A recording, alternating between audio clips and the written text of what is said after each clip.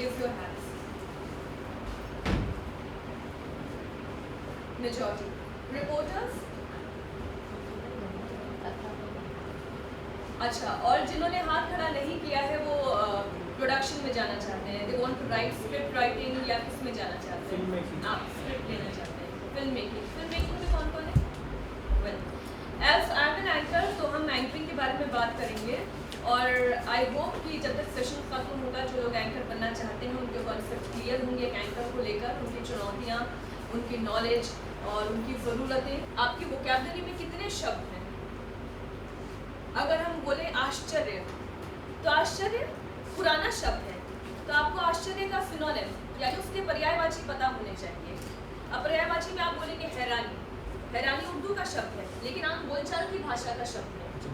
हाँ, अचंभा भी पुराना शब्द है, आप यूँ लिखने में यूज़ कर सकते हैं, प्रिंट की लैंग्वेज में ही जाएगा, लेकिन जब आप बोलेंगे, आप आपस की बातचीत में कभी अचंभा बोलते हैं या आप बोलते हैं कि अरे मुझे बड़ा आश्चर्य हुआ ये जानकर? आप कभी बोलते नहीं, आप शायद ये बोलते थे हाँ कि हैरान, मुझे हैरानी हुई, है ना? या आपने जैसे बोला आप सोच भी नहीं पाएंगे कुछ ऐसा घटित हुआ। अगर एंकर को उस शब्द के बारे में नहीं पता तो दर्शक को क्या पता होगा? तो इसलिए आपकी वोकैबुलरी स्ट्रॉन्ग होनी चाहिए, ठीक है? समसामयिक जैसे किसी ने बोल दिया तो आपको पता होना चाहिए दिमाग में, हाँ समसामयिक का मतलब होता है कंटेम्प्रेरी, ठीक है? तो आपको ये पता होना चाहिए कि अब जब हम दर्शकों के सामने शब्द को रखेंगे तो आपको ये पता होना चाहिए कि हम क्या बोलेंगे। आजकल लोग कंटेम्प्रेरी ज़्यादा समझेंगे रैदर समसामयिक, ठीक है?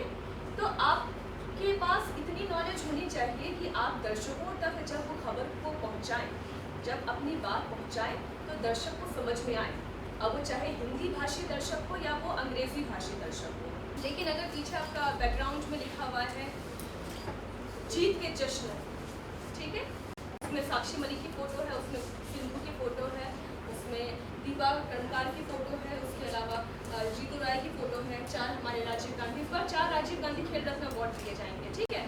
तो जीत के जश्न करके आपका बीजी है और आप उसके सामने खड़े होकर दुख भरी बातें करोगे कि वो भी जैसा फेंक हुए, तो ये आपके बीजी को सपोर्ट नहीं कर रहा है, ठीक है? खबर की डिमांड क्या है? खबर वही बोलते हैं।